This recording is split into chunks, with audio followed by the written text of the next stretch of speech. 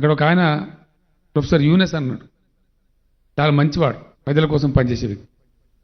కష్టంలో ఉన్న ప్రజలు కష్టం నుంచి ఎట్లా బయటికి రావచ్చు అనే దానికి ఆయన చేసిన పని.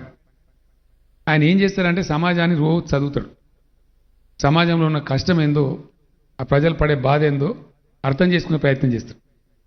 ఒకరోజు ఏం చేస్తారంటే పోయి అక్కడ నిలబడి ఉంటాడు, ఒక 6 స్త్రీలు పోతాడు, ఆడవాళ్ళు.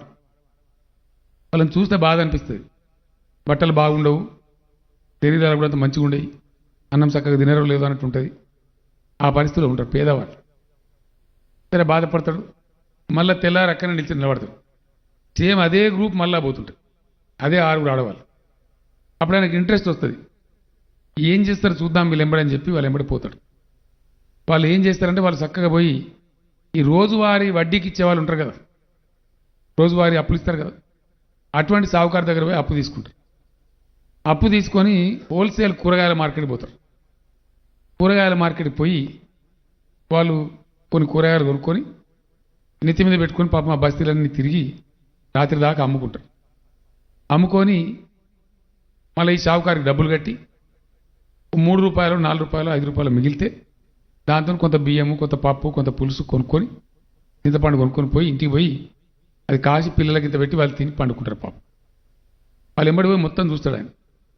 అరే వీళ్ళు ఇంత పాపం పేదవాళ్ళు, ప్రతిరోజు ఇంత కష్టం చేసేవాళ్ళు, వీళ్ళ డబ్బు కూడా ఈ సావుకారి రోజు మిత్తి తీసుకోవడం ఇంత వీళ్ళు నెత్తి కొట్టి తింటున్నాడు, వీళ్ళని ఎట్లన్నా రక్షించాలి నాకు నిర్ణయానికి వస్తాడు.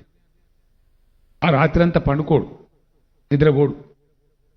తెల్లాటాలకు ఒక ఐడియాకి వస్తాడు, ఒక ఆలోచన వచ్చి మళ్ళా పోయి అక్కడ నిలబడతాడు. ఆ లేడీస్ మళ్ళీ ఆ స్త్రీలు మళ్ళీ వస్తారు.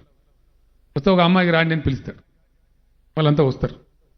నేను కూడా వడ్డీ ఇచ్చే సావుకారినే, వాడు మీ దగ్గర 6 రూపాయలు తీసుకుంటున్నాడు కదా, నేను 3 రూపాయలు తీసుకుంటా, నా దగ్గర తీసుకోమని చెప్తాను. మంచిదని చెప్పి చాలా సంతోషం, 3 రూపాయలు గొప్ప కదా పేదవాళ్ళకు ఆ కాలంలో, సగానికి సగం మిగులుతుంది కాబట్టి అదే చాలా సంతోషం. సో మంచిదని చెప్పి నెక్స్ట్ డే నుంచి మళ్ళీ ఇవాళ నుంచి స్టార్ట్ చేసి ఈయన దగ్గరనే తీసుకుంటాం. ఒక 6 నెలల సమయం గడిచిపోతుంది. 6 నెలలు గడిచిపోయిన తర్వాత వాళ్ళకు ఒక మాట చెప్తాడు, అమ్మ నేను మీ మీద నేను చాలా డబ్బులు సంపాదించుకున్నా వ్యాపారం చేసి, రేపు మీరు వ్యాపారం బంధు, ఇంకా 2 పూటలు మా ఇంటికానే భోజనం, మీరు మీ భార్యను మీ భర్తను మీ పిల్లలను అందరం తీసుకొని రండి, రేపు మా ఇంటికానే అందరం కలిసి భోంచేద్దామని చెప్పి. పేదవాళ్ళు కాబట్టి చాలా సంతోషపడతారు, మా సేటు ఏదో మాకు అన్నం పెడతాను రమ్మన్నది.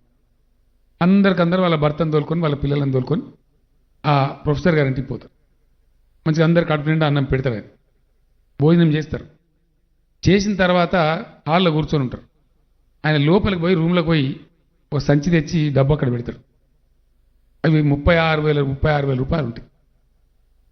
అవి తీసి, అమ్మ నేను సావుకారిని కాదు, నేను వడ్డీ వ్యాపారిని కాదు, నేను ఒక యూనివర్సిటీలో నేను ప్రొఫెసర్ని, కష్టంలో ఉన్నవాళ్ళు కూడా పట్టుబడితే అనుకుంటే కష్టం నుంచి పైకి రావచ్చు. నేను వట్టిగా మాట చెప్తే మీరు రారు, పొదుపు చేయండి అమ్మా నేను స్వీట్గా చెప్పినాను చేస్తాగా చేయరు, మీకు నేర్పాలే ప్రాక్టికల్గా అని ఈ పని చేసిన ఈ 36,000 రూపాయలు మీవే, ఈ డబ్బు నాది కాదు. ఇప్పుడు నేను వడ్డీ అని జబర్దస్తిగా పట్టుకున్నా కాబట్టి నా దగ్గర సేవ్ అయింది, నా దగ్గర పొదుపైంది. ఈ 36,000 రూపాయలు మీవే, మీరు తలా 6,000 రూపాయలు వస్తాయి. రేపటి నుంచి మీరు వడ్డీ తీసుకున్నాడు బంధు, అమ్మడం కూడా నెత్తి మీద పెట్టుకొని కాదు, మంచి టేల బండి పెట్టుకోవాలి, ఫస్ట్ క్లాస్ మంచిగా అవి పెట్టుకోవాలి, బట్టలు పెట్టుకోవాలి, మంచిగా అమ్మేటట్టు పెట్టుకోవాలి, అవి ఆరిపోకుండా పెట్టుకోవాలి. దానికి అంత ట్రిక్కు చెప్పి కొన్ని కూరగాయలు మిగిలితే మళ్ళీ రేపటి కూడా ఖరాబ్ కాకుండా ఎట్లా పెట్టుకోవాలి అని అంతా చెప్పి, మీరు రోజు 3 రూపాయలు ఇట్నే పొదుపు చేయాలి.